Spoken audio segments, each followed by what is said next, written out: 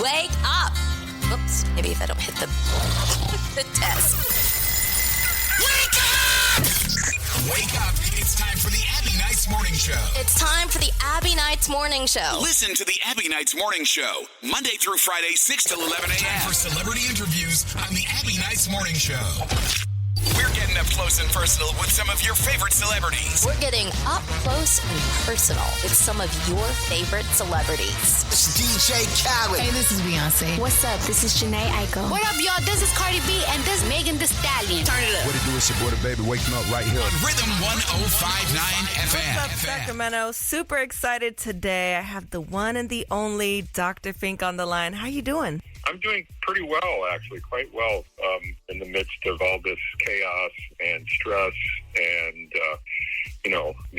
the pressures of our situation. Hold on, someone's trying to call me. Okay, I'm just telling him I can't talk. Okay, go ahead.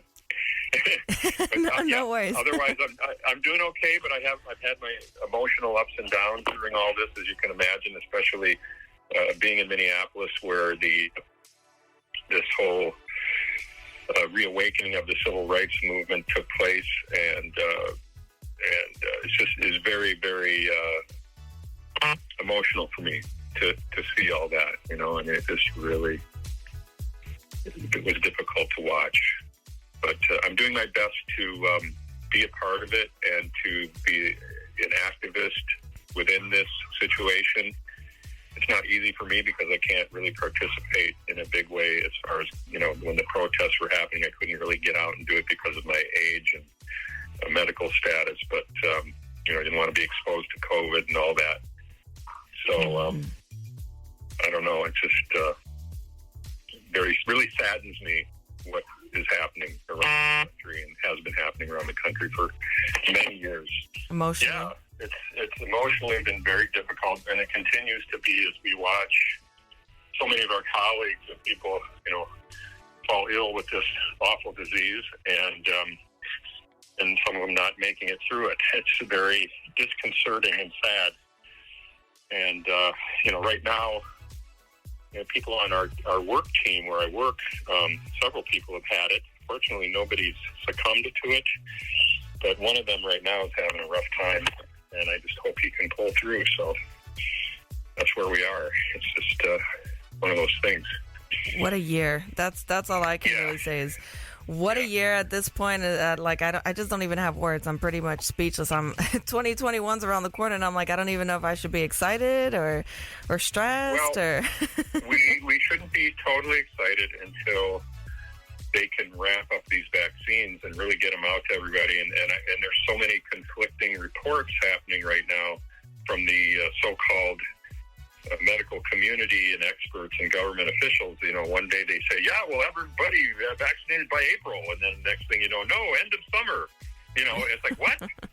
Would you people please coordinate and get your shit together? Right. Make up your mind. Make up your mind and do something to ramp up production. Don't just go with, we just have that one plant in Michigan doing it, and it's like, would you just, you have other pharmaceutical companies that if you gave them the formula and the money, they could make it too.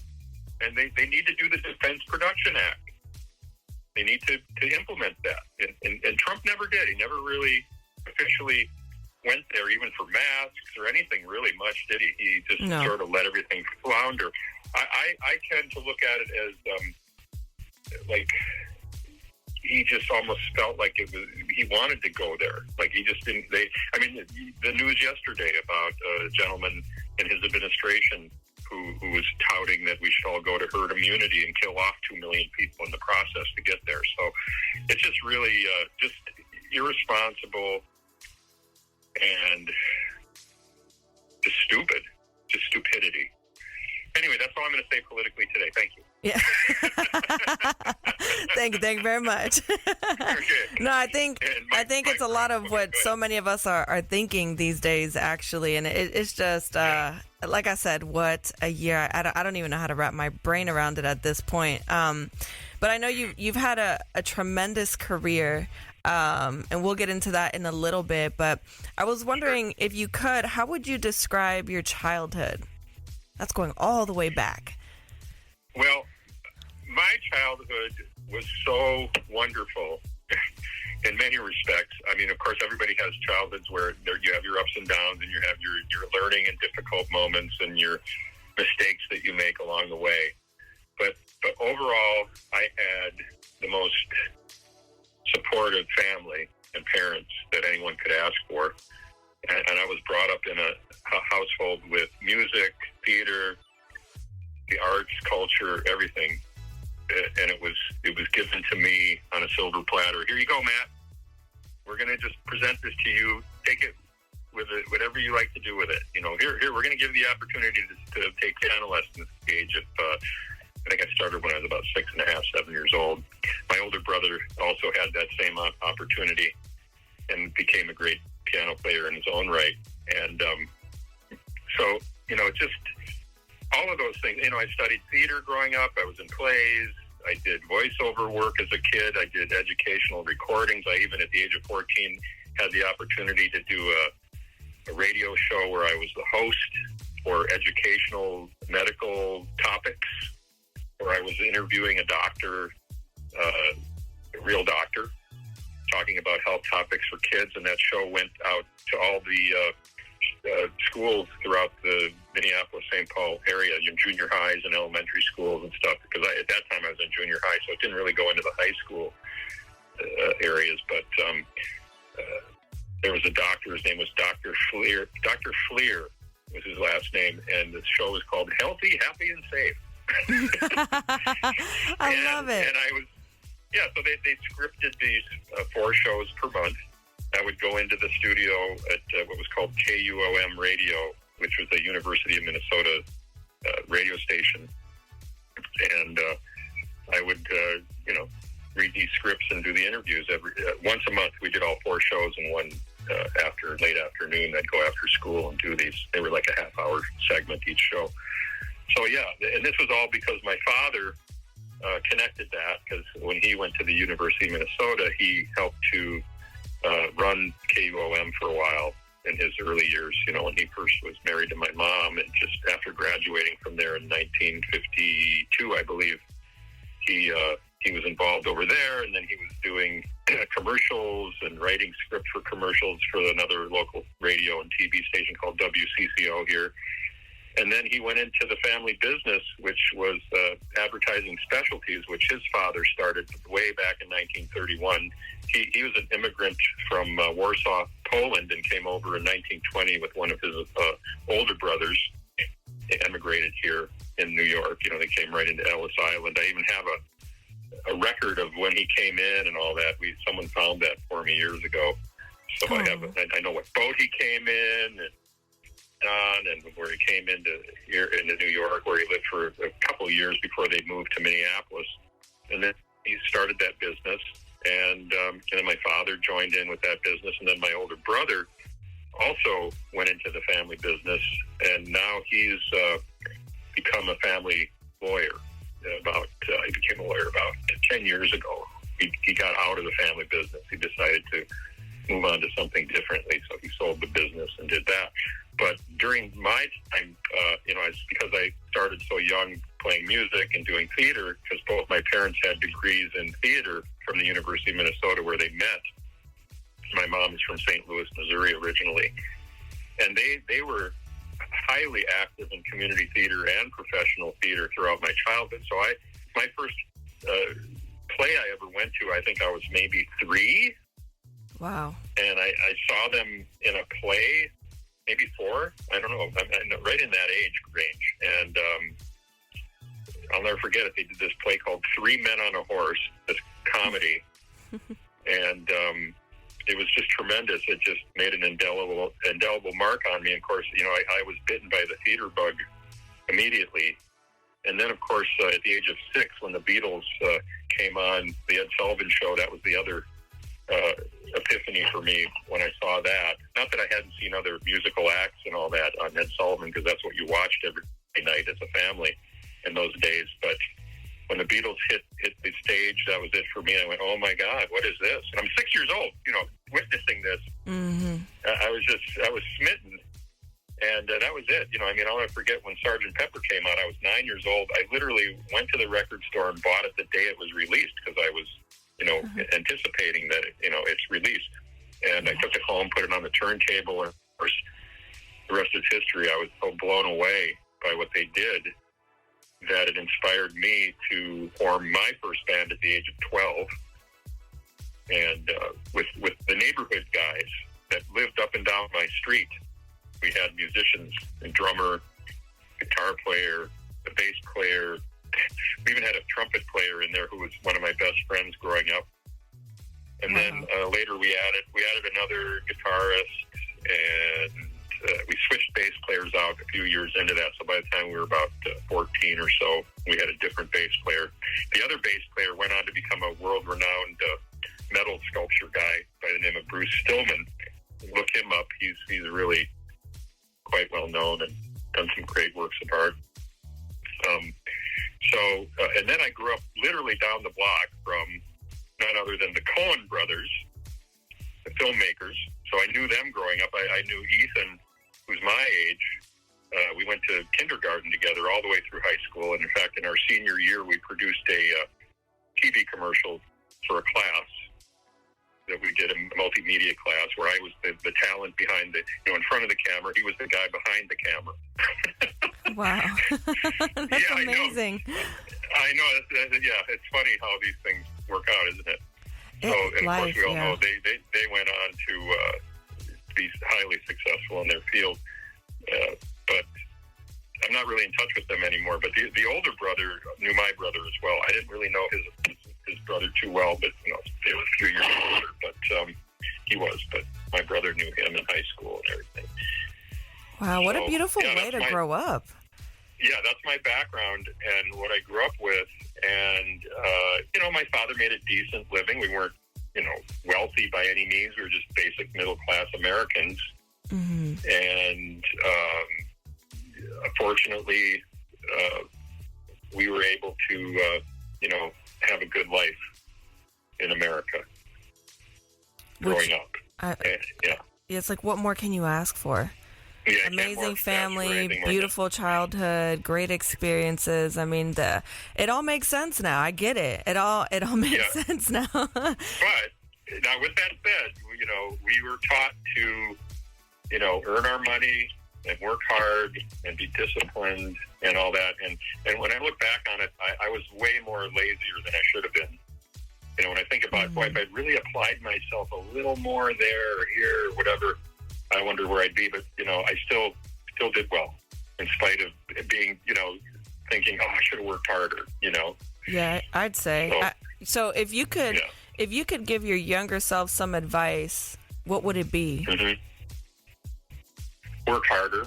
Work harder. Harder. I mean, you did okay, I mean, 3 Grammys later, 2 AMAs, a very impressive run with, Prince, just... Yeah. Okay. Good. You did okay. I look at it as being a major support for Prince, and being his man and all that.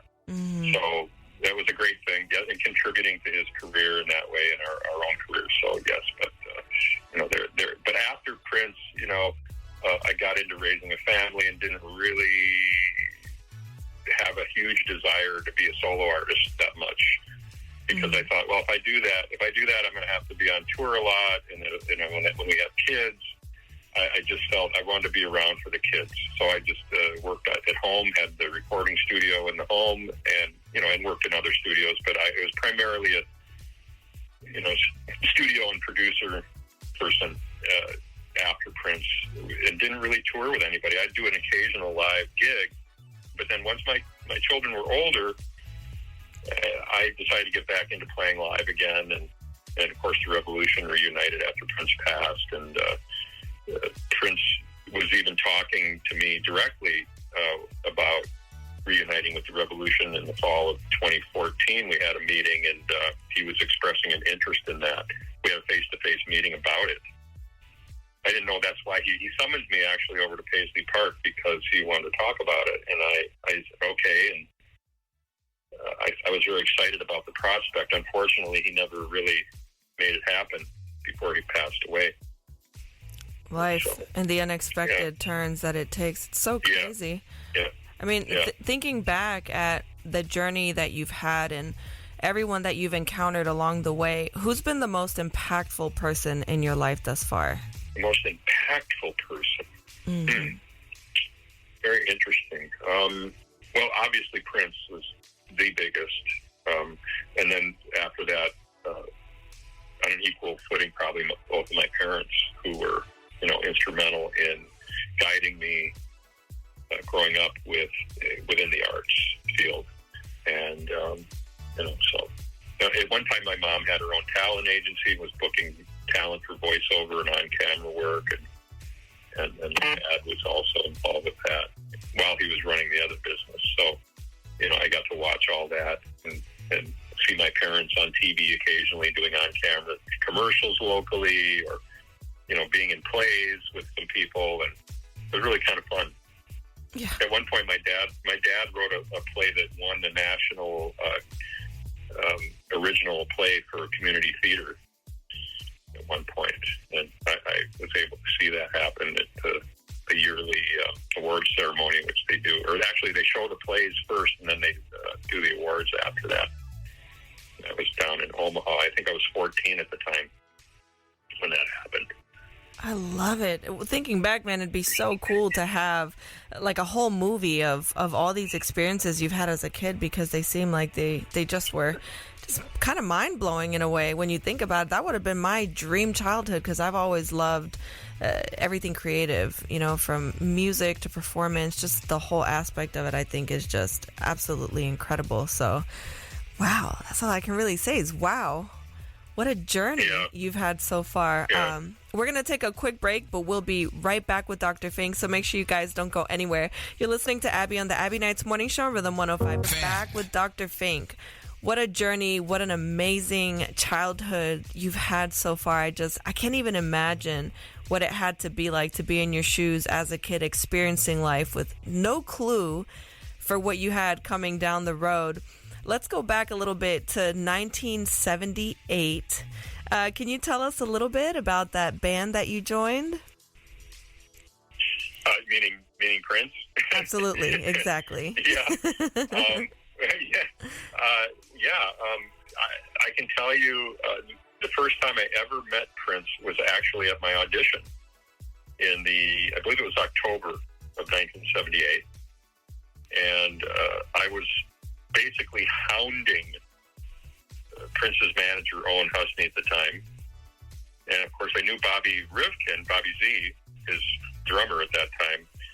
And Bobby got into the group by being an assistant to Owen, and basically said, "Hey, we got this young up-and-coming artist. We're trying to get signed to Warner Brothers. Can you help him and drive him around? He doesn't have a car yet. Can you show him the ropes? Can you give him a little mentorship?" Because Bobby's a couple years older than Prince and had been in the music business also quite a while at that point, even though he was very young. But, he'd been playing in bands also with his brothers at a very young age. And they were called the Jaguars. And Bobby was literally 8 years old on drums for the first time when he played drums with that group. And as we all know, Bobby's older brother, David Rivkin, David Z, as he's called, is a world-renowned music producer who got to work with Prince as well early on and shaped Prince's demos in the studio. So here I am. Bobby comes to me. It's 1977. He brings me Prince's demo tape, before they even started shopping for a record deal for him.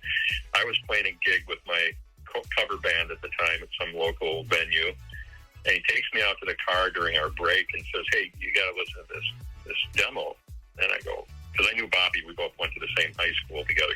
He's also a couple of years ahead of me, but we knew each other because I forgot to mention our parents used to do fundraising events for the local Mount Sinai Hospital when we were children. That's how I got to meet Bobby when I was really little.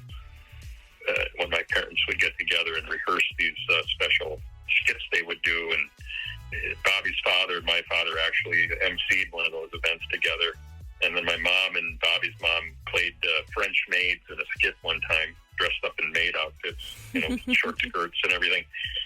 So I have a picture of it. It's really amazing. Oh. So Bobby brings me this tape, and we go listen to it in his car, and I say, wow, this is amazing. Who's the band? and Bobby goes, it's not a band.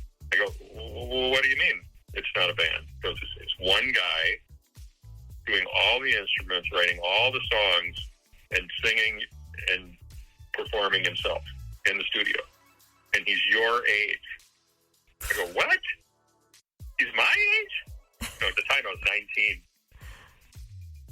And I think Prince was still 18 at that time. I'm a few months older than Prince. I was born in February. He's in June of 58. And I said, you got to be kidding. He goes, no. I go, this is unheard of. What do you mean? A guy my age doing this amazing stuff in the studio by himself on all the instruments. You got, really? Because nobody did that. Nobody was doing that. Maybe a few handful of people, maybe Stevie Wonder. I remember Todd Rundgren on A Wizard, A True Star was in that realm previous to that, but very few people. And so I said, wow, what's going to happen here with this guy? He goes, well, I work for his manager at the moment, and they're trying to get him a record deal with one of the major labels. I go, wow, well, let me know what happens, because I would love, A, to meet him, B, if I can, work with him in any way, shape, or form, or perform with him as a side man, please let me know, because I'd love to be in the group if he puts the band together. And then Bobby said, that's why I brought you the tape, because I wanted you to hear it. I figured, I knew that you'd be interested, and so the rest is history. But what happened in the interim, they got him the record deal, and then they hired another keyboard player that they liked too, a different guy that I know here in Minneapolis, who's a dear friend of mine as well, Ricky Peterson, who's from the famous Peterson family, and then his younger brother, Paul, was the lead singer of The Family. They eventually became The Family, the group that Prince wrote and produced back in the day that unfortunately never really saw much success, because Paul left the group pretty early even before the album came out. He made a decision not to do that project. But either way, so Ricky was there for a while, but then Ricky opted out. He decided not to be in the group for whatever reasons he had, because in his own right, Ricky's just an amazing keyboardist and producer in his own right, and currently tours with Fleetwood Mac and has toured with Stevie Nicks, and the list goes on and on. Steve Miller Band. He was with David Sanborn for many years. Just a whole bunch of great artists. So, long story short, he leaves early on, and then the door reopens again in the fall of 1978. So I hear of this door opening, and I immediately call Bobby and Owen, the manager, and beg them for an audition. And they said, well, we'll get back to you, we're auditioning a bunch of people, blah, blah, blah, blah, blah, we'll see, and then I just, another week goes by. Hey, Owen. Just still here, in case you forgot, still here. Still here, in case you forgot. I'm still ready to go. So finally they go, okay, we'll set it up. So they set the audition up. They had already auditioned people like Yanni, of all people, at that point, because Yanni was in Minneapolis. Yanni is from here, Mm-hmm. Yeah, so he auditioned before me, amongst other people, very capable players. So I go into the audition, which takes place at this gentleman's home by the name of Pepe Willie, who was also one of Prince's early mentors. Perhaps you've heard of Pepe Willie. I have. Yes.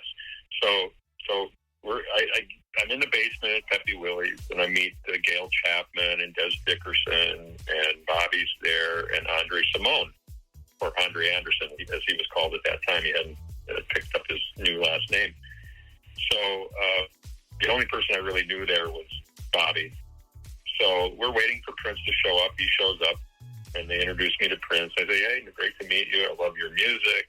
Your album's amazing. Da-da-da-da. I go, let's do what we're going to do. And he goes, so, did you learn the song So Blue off the album? And I said, no, I didn't learn that one. I worked on Soft and Wet and Just As Long As We're Together. and I named another one because that's what I was told to do. And he goes, well, don't worry about it. That one doesn't have keyboards on it anyway.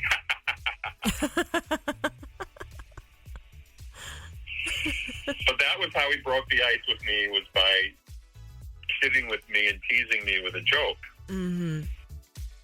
And that was his nature. Prince was like that. He loved to rib people. So we started to jam, and this jam went on for well over an hour of let's just start riffing off the top of our heads and play, and, here's a chord progression. Let's mess around with this, blah, blah, blah, blah, blah. And then he seemed to be, enjoying it. He didn't exactly kick me out of the room yet. So then he goes, okay, let's work on soft and wet, or this other one first, and then we'll work on soft and wet. So then when it came time to do soft, the other song I played pretty well, whatever it was at the time, I can't remember. But then we went into soft and wet, and then we played it once or twice, and then I realized, I wasn't really quite mastering the what was called the clavet part yet. Mm-hmm. Because when I tried to learn it, it was difficult to hear in the mix. It wasn't really popping through enough to hear all the notes perfectly by ear.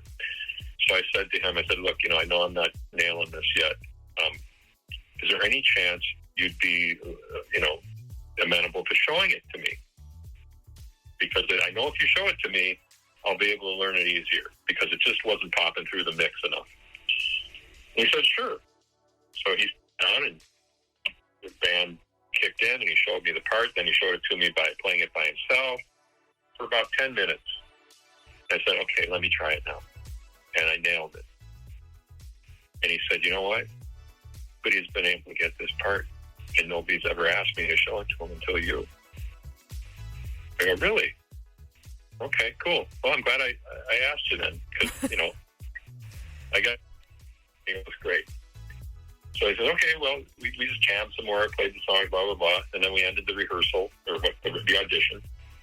And he said, we'll be contacting you as soon as we can. We have a few more people to check out, and blah, blah, blah. 3 weeks go by, so I'm waiting for 3 weeks on tenterhooks to see if I get the job. And sure enough, I get the call from Owen. You're in. Did you do backflips, jump for joy? What did that look like? Oh yeah, I was so excited. It's time to get that news, and I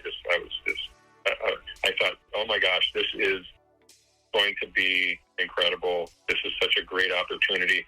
Here we are in Minneapolis, where very few major artists come out of. There have been a few, obviously, Minnesota, Bob Dylan, at that point was one of the biggest, but I'm trying to think of some of the other artists that had national recognition out of the Twin Cities, but nothing comes to mind at the moment. I'm sure there are quite a few. But regardless of that, I thought, okay, this is going to be amazing, and I believe in this guy, and I'm going to make this work, is what I thought in my mind. We're going to turn this into a successful operation, and it became one because we believed in him and his talent. So that's what it was all about to me. Of course, not everybody stayed for the journey, but I stayed there quite a while. Yeah, what a journey, though. What a journey. Yeah. What inspired the name for the band to call it The Revolution? Who came up with that? That was Prince, for sure. He came up with that.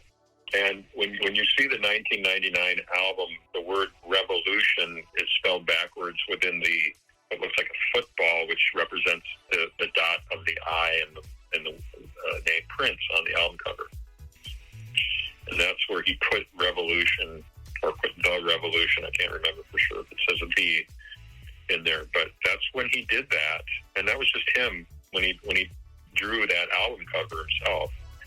And then he apparently in his own mind, that's what he was going to call the group at that point. We weren't Prince and the Revolution really until then officially.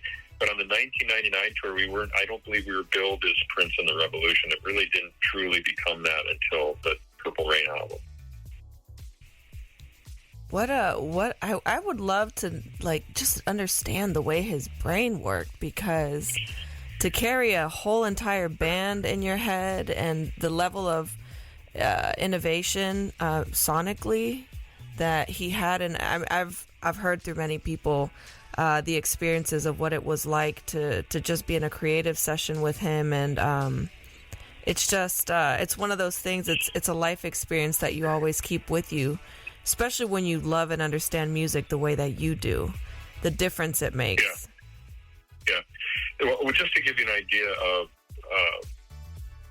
how gifted he was, he could literally, hear the part in his head and have it come out of his hands in one take, flowing perfectly while he was playing it. I mean, it was astounding. There aren't too many people I know that do that. I did work with another musician that was who had perfect pitch. I've actually been with more than one who have perfect pitch. I have relative pitch, which means if you play me the key, the first note of the key that we're in, then I can tell what chords we're playing around that. Once I know what key we're in, I can hear them and know if it's a major or minor or a major 7 or a minor 7 or a augmented fifth, whatever you want to call them from a theory standpoint. But Prince could, I don't know if he had perfect pitch, he never told me that or not, but he could play the parts in his head on any given instrument and literally play them almost perfectly the first time as he's applying it to the recording tape. So that was amazing to watch. I think he got better and better at it. I think in the very beginning, obviously he took more time in the studio and experimented. But then I witnessed him later on in the studio doing that regularly, where he would hear a part. It was like Mozart walking around the billiard table in the movie, writing orchestral parts down for each instrument as he hears it in his head. He's singing it, and he's kind of, and then he'll write it down, and it's down. You know what I mean? It was like that kind of talent. It's otherworldly. It's not of this earth. It's a universal. And the thing is, it's proven that through quantum physics that we are all just connected to the universe, and there's a universal consciousness, and we're all conscious sentient beings that exist here. And that I saw a really fascinating movie the other day, a documentary by Dr. Stephen Greer. I don't know if you've heard of him. He's someone who I met back in '93, and he goes out and summons ETs, but they're ETs coming from other dimensions. They're not really traveling physically through space. They're entering into our realm through the other dimensional space. Mm-hmm. And it's really fascinating. There's a brand new movie that just came out. It's called Close Encounters of the Fifth Kind. So it's on Amazon. If anyone's listening to this, go watch it. You will be really informed by this. It's really fascinating, and it theoretically it could help our world if we all embrace it. Yeah, that right there. I've always been a true believer in that. And understanding that there's something so much greater than all of us, and understanding the purpose that we come into this world with. So that's there are more highly evolved beings out there. That's the thing, is that mm-hmm. there are civilizations that are billions of years ahead of us mm-hmm. on an evolutionary scale. So how could there not be when there's trillions upon trillions of planets now that they think are in existence, and the ones that they've already discovered out there? So the human race can embrace that and become cognizant of and keep remembering of what our place is here. Mm-hmm. We can change the planet and save our planet, because right now we're doing the wrong things with our planet, and we have Absolutely. To change it. Obviously, this whole climate change thing is part of that. Mm-hmm. So we're burning fuels, and we're mucking up. We're burning dirty crap and putting it into the atmosphere. We shouldn't be doing that anymore. We have to stop it, because we're destroying. It's destructive. We have to do things that will work to sustain us. I don't think people really stop to think about taking care of the earth and and trying to make sure that the world is a better place. Many of us do, though. Many of us are. I'd say there's a lot of us now, but then there are many deniers, as we know. Correct. We don't believe Absolutely. the science. Yeah. But more and more people will come to this realization. I really believe that. So the more that we all embrace it, the better off we'll be. Absolutely. So the career that you've had, and and aside from understanding how otherworldly so many people there are in the world that I think are just often either misunderstood or in some ways overlooked. I mean, the work that you guys put together was just absolutely astounding. I mean, it's made such a great impact over several generations. It's music that still lives on today. I mean, you just can't really put a stamp on it, because it's so timeless. And the things that you guys created together, I think, if I'm not mistaken, on the Purple Rain album, it came out in 1984, I think. You co-wrote Purple Rain. I mean, that album sold like over 25 million copies. Yeah. So what was it like creating a record like that? Because that record still today, you put it on, and even my sister, who's only 19, I mean, everybody, it's undeniable. I mean, it's completely undeniable still today. Was there something special that went into the creative process for that, or did it just kind of happen? Yeah. Well, it just happens because it naturally comes if you work your ass off. If you're dedicated to your craft and you work every day at it, that those kinds of things just begin to manifest due to the hard work. And I don't like to call it hard work. It's fun work. It's not hard. Mm-hmm. So you got to work hard. When you say to somebody, you've got to work hard, and people who have a job, maybe they think they're doing it's hard for them, or they don't enjoy it, whatever their field they're in, and some people are unhappy. You have to try to find joy in work, or find a field that you do enjoy. I mean, try not to be stuck in something that you're either bored with or beneath your pay grade, or whatever it is. I know a lot of people out there have to take on jobs and do things that they really don't want to do. They want to be creative, and they don't want to be a waiter or a waitress or service stuff, and there's a lot to be said for anyone that's, actors, unfortunately, they don't get to work enough, and they have to be waiters and other things in order to make a living. But, you just have to keep going and keep striving and, work at your craft, and don't look at it as being hard work. Look at it as being fun and positive. And that's how we did it. You just have to go there and not be afraid to fail, because you're going to fail. There's going to be failures no matter what you do. Not everything sticks to the wall, but eventually it will. I love that. And if it never did, so that's all I can say. And it's teamwork. If you have a good team around you, things will fall in place.